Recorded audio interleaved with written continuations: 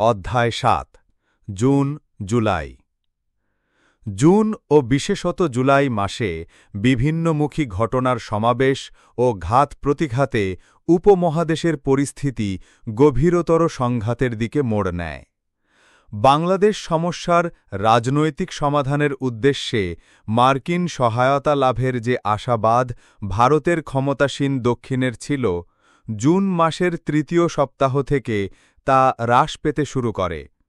জুলাই মাসে মার্কিন যুক্তরাষ্ট্রের আঞ্চলিক নীতির পরিবর্তন সহসা এমনভাবে পরিস্ফুট হয়ে ওঠে, যার ফলে ভারতের নিরাপত্তাহীনতাবোধ চরমে পৌঁছে এবং নতুন নিরাপত্তা ব্যবস্থার অন্বেষণ অত্যন্ত জরুরি হয়ে ওঠে। অন্যদিকে পূর্ব পাকিস্তান পুনর্দখলের ফলে সৃষ্ট পাকিস্তানি শাসকদের আত্মপ্রসাদ জুন মাসের চতুর্থ সপ্তাহ থেকে ম্লান হতে শুরু করে। এই এলাকায় তাদের দখল কায়েম রাখার সমস্যা নতুন করে প্রকট হয়ে ওঠে সদ্য ট্রেনিংপ্রাপ্ত ছাত্র ও তরুণদের সশস্ত্র তৎপরতার সূচনাতে। একই সময়ে বাংলাদেশের সীমান্ত এলাকার ছোটখাট সংঘাতের ফলে এ অঞ্চলে পাকিস্তানিরা তাদের সামরিক অবস্থানকে সীমান্ত বরাবর এমনভাবে পুনর্বিন্যস্ত করে, যার ফলে তাদের সামরিক শক্তি ক্রমশ খণ্ড-বিখণ্ড হয়ে পড়তে শুরু করে। আর সীমান্তের বাইরে বাংলাদেশের রাজনৈতিক মহলে বিশৃঙ্খলা ভাব অনেকটা দূর হয় জুলাইয়ের প্রথম সপ্তাহে শিলিগুড়িতে নির্বাচিত পরিষদ সদস্যদের বৈঠকের পর। এর ফলে অস্থায়ী মন্ত্রিসভা অপেক্ষাকৃত স্থিতিশীল ও সংহত হয়। এছাড়া 10 জুলাই থেকে সপ্তাহকালব্যাপী বৈঠকের ফলে বাংলাদেশ সেনাবাহিনীর সাংগঠনিক বিন্যাস ও কর্মপদ্ধতিতে কিছু শৃঙ্খলার সূচনা ঘটে। গণহত্যা শুরু হওয়ার পর থেকে পাশ্চাত্য দেশগুলির অধিকাংশ পত্রপত্রিকা এবং জনপ্রতিনিধিদের উল্লেখযোগ্য অংশ সামরিক চক্রের নীতির বিরুদ্ধে প্রশংসনীয়ভাবে সোচ্চার থাকায় একথা মনে হওয়ার অবকাশ ছিল যে এই সব দেশের সরকার স্ব জনমত অনুসারে শীঘ্রই হয়তো সমস্যা নিষ্পত্তির জন্য পাকিস্তানি জান্তার উপর চাপ প্রয়োগ করবেন। ভারত সরকারের দক্ষিণপন্থী অংশের আশান্বিত হওয়ার কারণ ছিল আরও কিছু বেশি। 28 মে মার্কিন প্রেসিডেন্ট রিচার্ড নিক্সন ভারতের প্রধানমন্ত্রী ইন্দিরা গান্ধীকে লিখিত এক চিঠিতে জানান, মার্কিন যুক্তরাষ্ট্র পাকিস্তানের নির্বাচিত জনপ্রতিনিধিদের হাতে ক্ষমতা হস্তান্তরের উদ্দেশ্যে ইয়াহিয়া সরকারকে এক রাজনৈতিক সমঝোতায় রাজি করানোর জন্য নীরবে কাজ করে চলেছে। পক্ষকালের মধ্যেই ভারতের বিদেশমন্ত্রী সর্দার শরণ সিং আমেরিকা পাড়ি দেন পাকিস্তানকে সামরিক ও অর্থনৈতিক সাহায্য বন্ধ করার অনুরোধ নিয়ে। তার সফর শেষে মার্কিন পররাষ্ট্র দপ্তরের মুখপাত্র শরণার্থী প্রশ্নে ভারতের সংযমের প্রশংসা করে বলেন, পাকিস্তানে রাজনৈতিক পর্যায়ে সমঝোতা স্থাপন ও শান্তি পুনঃপ্রতিষ্ঠা করার পরেই শরণার্থীদের স্বদেশ প্রত্যাবর্তন করা সম্ভব। তখনও বাংলাদেশসহ বিভিন্ন বৈদেশিক নীতি ব্যবস্থাপনার প্রশ্নে মার্কিন পররাষ্ট্র দপ্তর ও হোয়াইট হাউসের জাতীয় নিরাপত্তা কাউন্সিলের মতের গড়মিল তথা পররাষ্ট্র সচিব রজার্স, প্রেসিডেন্টের জাতীয় নিরাপত্তা বিষয়ক সহকারী হেনরি কিসিঞ্জারের মধ্যে প্রেক্ষিতবোধের তারতম্য এবং ব্যক্তিগত বিরোধ ও সংশ্লিষ্ট বৈরিতা বাইরে ততটা স্পষ্ট নয়। কাজেই মার্কিন মুখপাত্রের ঘোষণা ভারতের সংশ্লিষ্ট মহলে আরও কিছু আশার সঞ্চার করে।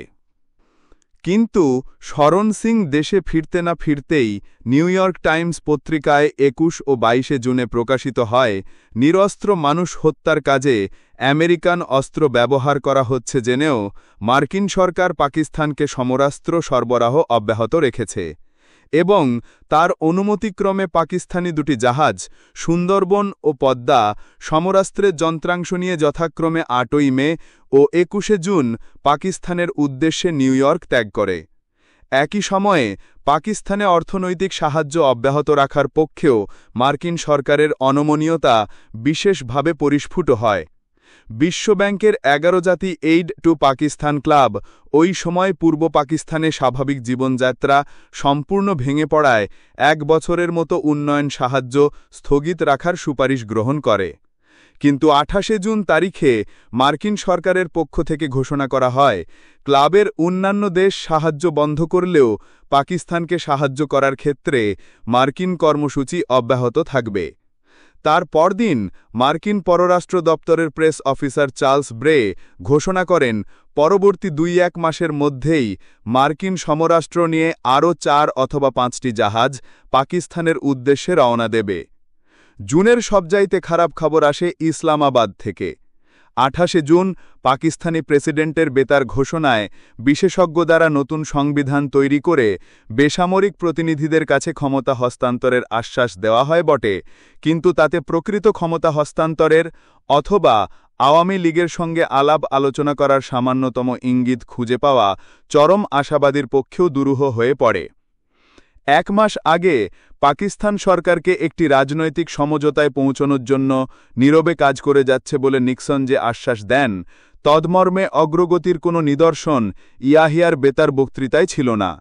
অবশ্য রাজনৈতিক সমাধানের জন্য ভারতের দক্ষিণপন্থী অংশের আশাবাদ চূড়ান্তভাবে বিপর্যস্ত হয়ে পড়ে হেনরি কিসিঞ্জারের নয়াদিল্লি সফরের 2 সপ্তাহের মধ্যে। জুলাইয়ের প্রথম সপ্তাহে কিসিঞ্জার বাংলাদেশ মুক্তিযোদ্ধাদের সাহায্য দান থেকে বিরত হওয়ার জন্য ভারতের প্রধানমন্ত্রীকে অনুরোধ করেন। পক্ষান্তরে ইন্দিরা গান্ধী বাংলাদেশ শরণার্থীদের দেশে ফেরার পথ সুগম করার জন্য শেখ মুজিবকে মুক্তি দিয়ে তার সাথে রাজনৈতিক সমঝোতায় পৌঁছানোর ব্যাপারে পাকিস্তানিদের উপর চাপ দেওয়ার অনুরোধ করেন এবং তদুদ্দেশ্যে পাকিস্তানকে সামরিক সাহায্য বন্ধ করার দাবি জানান। কিসিঞ্জার মুজিবের মুক্তি এবং সামরিক সাহায্য বন্ধের ব্যাপারে অক্ষমতা ব্যক্ত করলে ইন্দিরা জানান ভারতের পক্ষেও মুক্তিযোদ্ধাদের জন্য সাহায্য বৃদ্ধি করা ছাড়া গত্যন্তর নেই। এমতাবস্থায় পাকিস্তানের পক্ষে ভারত আক্রমণ করার এবং চীনের তাতে অংশগ্রহণের সম্ভাবনা রয়েছে বলে কিসিঞ্জার অভিমত প্রকাশ করেন। সেক্ষেত্রে যুক্তরাষ্ট্রের ভূমিকা কি হবে সে সম্পর্কে জিজ্ঞাসিত হয়ে কিসিঞ্জার জানান, ভারত ও পাকিস্তানের বিরোধে আমেরিকা নিরপেক্ষ থাকলেও চীনা আক্রমণের বিরুদ্ধে ভারতকে সহায়তা করার পূর্ববর্তী ভূমিকা অপরিবর্তিত থাকবে। কিসিঞ্জার ততঃপর পাকিস্তান যান, কিন্তু সেখান থেকে তিনি চীনের সঙ্গে সম্পর্ক স্থাপনের জন্য গোপনে পিকিং সফরে যান। কিসিঞ্জারের এই অপ্রত্যাশিত সফরে ভারতের সরকারি মহলের সর্বস্তরে দক্ষিণ এশিয়ার আঞ্চলিক বিরোধে মার্কিন ভূমিকা সম্পর্কে বিরাট সন্দেহের সৃষ্টি হয়। প্রেসিডেন্ট নিক্সন অদূর ভবিষ্যতে চীন সফরে যাবেন সে সংবাদ সন্দেহের মাত্রা বাড়িয়ে তোলে, কিন্তু সবচাইতে বড় আঘাতের তখনও বাকি। পিকিং থেকে ওয়াশিংটন ফেরার কয়েকদিন পর চীনের সম্ভাব্য আক্রমণের বিরুদ্ধে তাদের পূর্ববর্তী প্রতিশ্রুতির সংশোধন করে কিসিঞ্জার ভারতীয় রাষ্ট্রদূত এলকে ঝাঁকে অবহিত করেন, চীন যদি পাকিস্তানের পক্ষাবলম্বন করে ভারতের বিরুদ্ধে যুদ্ধ করে সেক্ষেত্রে যুক্তরাষ্ট্রকেও নিরপেক্ষ থাকতে হবে। ফলে 1962 সালে ভারত-চীন সংঘাতের পর সম্ভাব্য চীনা আক্রমণের বিরুদ্ধে ভারতের সীমান্ত সুরক্ষার জন্য যুক্তরাষ্ট্র যে প্রতিশ্রুতি ভারতকে দিয়েছিল, এমনকি মাত্র 10 দিন আগেও কিসিঞ্জারের মুখে যা অংশত পুনর্ব্যক্ত হয়েছিল তার সম্পূর্ণ পরিবর্তন ঘটে। চীনের সঙ্গে নির্মীয়মান সম্পর্কের স্বার্থে তাদের পূর্ববর্তী ভূমিকার এত বড় পরিবর্তন প্রয়োজন ছিল না, তার চীন সফরের ফলে সৃষ্ট পরিস্থিতিকে মূলধন করে মুক্তিযুদ্ধকে সহায়তা প্রদান থেকে ভারতকে নিবৃত্ত করাই কিসিঞ্জারের মুখ্য উদ্দেশ্য ছিল, তা ইতিহাস গবেষণার বিষয়বস্তু। কিসিঞ্জারের নতুন বক্তব্যের আলোকে যুক্তরাষ্ট্রের সহায়তা বা মধ্যস্থতায় শরণার্থী সমস্যার সমাধানের পক্ষে ভারত সরকারের দক্ষিণপন্থী অংশের আশাবাদ টিকিয়ে রাখা দুঃসাধ্য হয়ে পড়ে। ভারতে সকল মহলেই উপলব্ধি ঘটে পাকিস্তান, চীন ও যুক্তরাষ্ট্রের যোগসাজশের মুখে ভারত একা, ভারত নিরাপত্তাবিহীন। এই অবস্থায় কিসিঞ্জারের দাবি অনুসারে বাংলাদেশকে সাহায্য প্রদান বন্ধ করে আসন্ন যুদ্ধ হয়তো এড়ানো সম্ভব, কিন্তু শরণার্থীদের যে ফেরত পাঠানো সম্ভব নয় তা ছিল অত্যন্ত স্পষ্ট। কেননা বাংলাদেশ থেকে পাকিস্তানি সেনাবাহিনী সম্পূর্ণ সরিয়ে না নেওয়া পর্যন্ত অধিকাংশ শরণার্থীর জন্য ন্যূনতম নিরাপত্তাবোধ ফিরে পাওয়া অসম্ভব ছিল। কাজেই মুক্তিযুদ্ধকে সাহায্য করা এবং তাদের জয়যুক্ত করার ব্যবস্থা গ্রহণ ভিন্ন, শরণার্থীদের ফেরত পাঠানোর যে উপায় নেই একথা জুলাইয়ের দ্বিতীয়ার্ধে ভারতীয় নীতি নির্ধারক মহলে ব্যাপক স্বীকৃতি লাভ করে। বাংলাদেশের মুক্তিযুদ্ধকে সহায়তা প্রদান থেকে ভারতকে বিরত করার জন্য পাকিস্তান, চীন ও যুক্তরাষ্ট্রের এই আঁতাত পরিস্ফুট হওয়ার পর ভারতও তার নিজের উত্তর ও উত্তর-পূর্ব সীমান্তের নিরাপত্তা বৃদ্ধির জন্য সোভিয়েত সহযোগিতা লাভে সচেষ্ট হয়ে ওঠে। এমনিভাবে আঞ্চলিক সামরিক ভারসাম্যে পরিবর্তনের সূচনা ঘটে। অন্যদিকে মে মাসে সমস্ত পরিস্থিতিকে নিয়ন্ত্রণে আনার পর জুন মাসে তৃতীয় সপ্তাহ অবধি পাকিস্তানি জান্তা তুলনামূলকভাবে নিরুপদ্রবেই ছিল। মার্চ-এপ্রিলের সামরিক নৃশংসতা এবং উপদ্রুত মানুষের অবিরাম দেশত্যাগের ফলে বহির্বিশ্বের বিরূপ প্রচার ও বিরুদ্ধ জনমত মোটামুটি তাদের ধাতস্থ হয়ে এসেছে। কিন্তু জুনের চতুর্থ সপ্তাহে প্যারিস বৈঠকে পাশ্চাত্য সাহায্যদাতা দেশগুলি বাৎসরিক সাহায্য বরাদ্দের সিদ্ধান্ত পিছিয়ে দেওয়ায় পাকিস্তানের অর্থনৈতিক দুশ্চিন্তা তীব্রতর হয়ে ওঠে। পাশাপাশি এই সপ্তাহ থেকে তরুণ মুক্তিযোদ্ধারা যখন দেশের অভ্যন্তরে সশস্ত্র তৎপরতা শুরু করে তখন তার নিরাপত্তা পরিস্থিতির দ্রুত পরিবর্তন ঘটতে থাকে। জুন মাস অবধি দেশের ভিতরে টাঙ্গাইল ও আরও দু-একটি এলাকায় মূলত স্থানীয় সামর্থ্যের ওপর ভিত্তি করে কয়েকটি বিদ্রোহী বাহিনী প্রশংসনীয় দক্ষতার সাথে দখলদার সৈন্যদের বিরুদ্ধে লড়াই করে চলেছিল। জুন মাসের শেষ দিকে ট্রেনিংপ্রাপ্ত ২০০০-এর কিছু বেশি ছাত্র ও তরুণ স্বদেশ প্রত্যাবর্তনের সাথে সাথে দেশের অন্যান্য অংশেও সশস্ত্র লড়াই ছড়িয়ে পড়ে। এদের হাতে অস্ত্রশস্ত্র ছিল নিতান্ত সামান্য, তবু এদের অসীম মনোবল ও দুঃসাহসিক অভিযানে বড় বড় সেতু ধ্বংস হয়, বিদ্যুৎ সরবরাহ বিঘ্নিত হতে থাকে, ঢাকা-চট্টগ্রাম রেলপথ সহ বিভিন্ন স্থলযোগাযোগ বিচ্ছিন্ন হয়ে পড়ে, পণ্য সরবরাহে বিঘ্ন ঘটে, রপ্তানি হ্রাস পায় এবং পাকিস্তানি সামরিক, আধা সামরিক বাহিনী ও বিশেষত তাদের অসামরিক তাবেদারদের মধ্যে হতাহতের সংখ্যা বাড়তে থাকে। এপ্রিল মাসে বিদ্রোহী সশস্ত্র বাহিনী ও রাজনৈতিক কর্মীদের স্বতঃস্ফূর্ত প্রতিরোধ থেমে যাওয়ার প্রায় আড়াই মাস পরে স্বেচ্ছাসংগ্রামী এই তরুণদের অকুতোভয় সশস্ত্র লড়াইয়ের ফলে নতুন প্রাণ সঞ্চার ঘটে স্বাধীনতা সংগ্রামের। এর জবাবে পাকিস্তানি বাহিনী নৃশংসতার মাত্রা তুলে বাড়িয়ে মুক্তিযোদ্ধার তৎপরতার সামান্যতম নিদর্শনেও সংশ্লিষ্ট এলাকা ও আশেপাশের বসতির উপর ঢালাও আক্রমণ চালিয়ে আগুন জ্বালিয়ে তরুণদের পাইকারিভাবে আটক ও হত্যা করে সন্ত্রাসের রাজত্বকে আরও বেশি চাঙা করে তোলে। ফলে সৃষ্টি হয় আরও দুঃখ দুর্দশা, আরও বাস্তুহারা, আরও ক্রোধ এবং ঘৃণা। দখলকৃত এলাকায় স্বাভাবিক অবস্থা বিরাজ করছে কথা প্রমাণ করার জন্য মে মাসের শেষ দিকে কিছু সংখ্যক বিদেশি সাংবাদিকদের অধিকৃত এলাকায় প্রবেশাধিকার দেওয়া হয়েছিল। তাদের উপস্থিতিতেই সশস্ত্র তরুণদের তৎপরতা শুরু হওয়ায় স্বাধীনতার জন্য বাংলাদেশে ব্যাপক গেরিলা যুদ্ধ শুরু হবার কথা সারা বিশ্বে প্রচারিত হতে থাকে। যেমন প্রকাশিত হতে থাকে দখলদার সৈন্যবাহিনীর অমানসিক নিপীড়ন ও নির্যাতনের কাহিনীও। একই সময় দেশের অভ্যন্তরে তরুণ মুক্তিযোদ্ধাদের সীমান্ত পারাপারকে সহজ করে তোলার জন্য সীমান্ত এলাকাতেও কিছু সশস্ত্র সংঘর্ষ শুরু করা হয়। জুনের শেষ দিকে এবং বিশেষত জুলাই মাসে ভারতীয় গোলন্দাজ বাহিনী পাকিস্তানের বিভিন্ন সীমান্ত ঘাঁটি বা বিওপি নিয়মিতভাবে ধ্বংস করার কাজে নিযুক্ত হয়। এর উদ্দেশ্য ছিল বাংলাদেশের সীমান্ত অঞ্চলকে বাংলাদেশের যুদ্ধ অভিজ্ঞ মুক্তিযোদ্ধাদের যাতায়াতের পথকে সুগম বা পোরাস করে তোলা। সমগ্র দখলকৃত এলাকায় পাকিস্তানি গোলন্দাজ রেজিমেন্টের সংখ্যা ছিল ৫-এর অনধিক।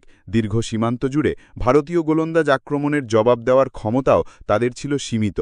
ভারতের ১০-১২টি ফিল্ডগানের আক্রমণের জবাব পাকিস্তানিরা দিতে পারত মাত্র ২-৩টি ফিল্ডগানের সাহায্যে। ফলে যেসব অঞ্চল দিয়ে মুক্তিযোদ্ধাদের যাওয়া আসার প্রয়োজন দেখা দেয় সেই সব অঞ্চলের পাকিস্তানি সীমান্ত ঘাঁটির পতন ঘটতে থাকে একের পর এক। জুলাইয়ের শেষে পাকিস্তানি সীমান্ত ঘাঁটির শতকরা প্রায় ৫০% অকেজো হয়ে পড়ে এবং পর্যাপ্ত সৈন্যবলের অভাবে তার শেষ অবধি তেমনই অবস্থাতেই পড়ে থাকে। ভারতীয় গোলন্দাজ বাহিনীর এই সীমিত তৎপরতার প্রকৃত উদ্দেশ্য সম্পর্কে পাকিস্তানি জান্তা কিছুটা বিভ্রান্ত হয়। একই সঙ্গে দেশের ভিতরে মুক্তিযোদ্ধাদের তৎপরতা এবং সীমান্তে ভারতীয় গোলন্দাজ আক্রমণের ফলে তাদের সন্দেহ হয় পূর্ব পাকিস্তানের অংশবিশেষ দখল করে নেয়াই এই তৎপরতার লক্ষ্য। সম্ভবত তাদের এই সন্দেহ আরও জোরদার হয়ে ওঠে ১২ই জুলাই লন্ডনের টাইমস পত্রিকায় বাংলাদেশ শরণার্থী সমস্যার সমাধান সম্পর্কে Indian Institute for Defence and অ্যানালিসিসের ডিরেক্টর কে সুব্রমণিয়ামের অভিমত প্রকাশিত হওয়ার পর। সুব্রমণিয়ামের মতে শরণার্থীর সমস্যার প্রতিবিধানের জন্য ভারতের উচিত পূর্ব বাংলার কোনো একটি অংশ মুক্ত করে শরণার্থীদের সেখানে স্থানান্তরিত করা, যেখানে বাংলাদেশের অস্থায়ী সরকারকেও সার্বভৌমত্বের মর্যাদাসহ প্রতিষ্ঠিত করা যেতে পারে। এই অভিমতের পক্ষে ভারতের ডিএমও লেফটেন্যান্ট জেনারেল কে সিংয়ের সমর্থনের কথা জানা গেলেও সামরিক দৃষ্টিকোণ থেকে বিমান প্রতিরক্ষা এবং ট্যাঙ্ক ও গোলন্দাজ সামর্থ্য অর্জন করার পূর্বে এরূপ কোনো মুক্তাঞ্চলকে পাকিস্তানি প্রতি আক্রমণ থেকে রক্ষা করা অত্যন্ত দুরূহ ছিল। একা বাংলাদেশের পক্ষে অদূর ভবিষ্যতে এ জাতীয় সামর্থ্য অর্জন করার সুযোগ ছিল না, আর ভারত যদি এ ব্যাপারে নিজেরাই দায়িত্ব গ্রহণ করতে সম্মত হতো তাহলে ভারতের বিরুদ্ধে পাকিস্তানের যুদ্ধ ঘোষণাও অনিবার্য হয়ে দাঁড়াত। 19 জুলাই ইয়াহিয়ার ঘোষণাতেও স্পষ্ট করে বলা হয়, যদি ভারত পূর্ব পাকিস্তানের কোনো অংশ দখল করতে চায় তাহলে পাকিস্তান যুদ্ধ শুরু করবে। জুন জুলাইয়ে বাংলাদেশ সামরিক মহলেও মুক্তাঞ্চল প্রতিষ্ঠার পক্ষে কিছু চিন্তাভাবনা চলছিল।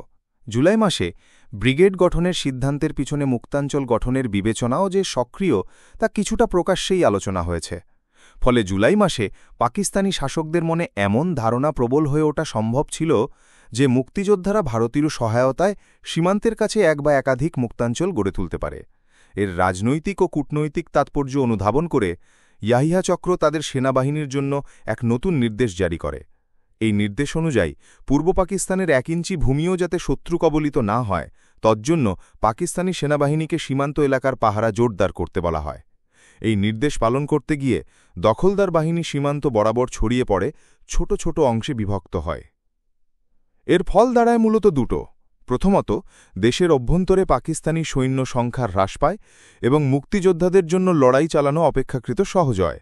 যদিও রাজাকার বাহিনীর সংখ্যা বাড়িয়ে পাকিস্তানিরা সৈন্য ঘাটতিজনিত সমস্যার আংশিক সুরাহা করে, তবু তাদের প্রধান বাহিনী সীমান্তের দিকে সরিয়ে না নিয়ে গেলে দেশের অভ্যন্তরে পাকিস্তানি সৈন্য ও রাজাকারদের মিলিত শক্তি মোকাবিলা করা মুক্তিযোদ্ধাদের জন্য দুঃসাধ্যের হতো। দ্বিতীয়ত, 1400 মাইল দীর্ঘ এই সীমান্ত বাবর ছোট ছোট অংশে বিভক্ত হয়ে পড়ার ফলে পাকিস্তানি বাহিনীর একীভূত শক্তি সেই অনুপাতেই খণ্ড খণ্ড হয়ে পড়ে এবং বড় এমনকি মাঝারি আক্রমণ প্রতিরোধের ক্ষেত্রে তাদের ক্ষমতা সবিশেষ হ্রাস পায়। দেশের সীমান্তে মুক্তাঞ্চল গঠিত হবার আশঙ্কা বোধ থেকে পাকিস্তানি বাহিনী যেভাবে দখলকৃত এলাকায় নিজেদের অবস্থানের পুনর্বিন্যাস সাধন করে তাতে তাদের সম্ভাব্য পরাজয়ের পথ প্রস্তুত হতে শুরু করে। জুলাই মাসে স্বেচ্ছাসংগ্রামী ছাত্র ও তরুণদের সশস্ত্র তৎপরতা শুরু হবার অল্প সময়ের মধ্যে দখলকৃত এলাকায় মে-জুনের তথাকথিত স্থিতিশীলতার অবসান ঘটে। আভ্যন্তরীণ শক্তির ভারসাম্যের উল্লেখযোগ্য পরিবর্তন সাধিত হয় এবং পূর্বাঞ্চলের সীমান্ত বরাবর সৈন্যবাহিনী বিস্তৃত হওয়ার ফলে একযোগে আভ্যন্তরীণ ক্ষেত্রে গেরিলা বিরোধী যুদ্ধ এবং সীমান্তে প্রতিরক্ষা যুদ্ধ চালাবার ক্ষেত্রে পাকিস্তানের ক্ষমতার হ্রাস পেতে শুরু করে। অন্যদিকে এই জুলাই মাসে ভারতের ক্ষমতাসীন দক্ষিণকে সম্পূর্ণ নিরাশ করে মার্কিন প্রশাসন পাকিস্তান ও চীন উভয়ের সঙ্গে এমনভাবে নিজকে যুক্ত করে যে ভারতের নিরাপত্তাহীনতা বোধ তার ফলে চরমে পৌঁছায় এবং সোভিয়েত ইউনিয়নের সঙ্গে নিরাপত্তা বিষয়ক চুক্তিতে পৌঁছানো সম্পূর্ণ প্রয়োজন হয়ে পড়ে। ভারত সরকারের উপর মার্কিন প্রভাব হ্রাস পেতে শুরু করায় এবং এর পাশাপাশি ভারতের নিরাপত্তা ব্যবস্থা সুদৃঢ় করার উদ্যোগ গৃহীত হওয়ায় মুক্তিযুদ্ধের জন্য ভারতের বৃহত্তর সাহায্যের পথ সুপ্রশস্ত হয়।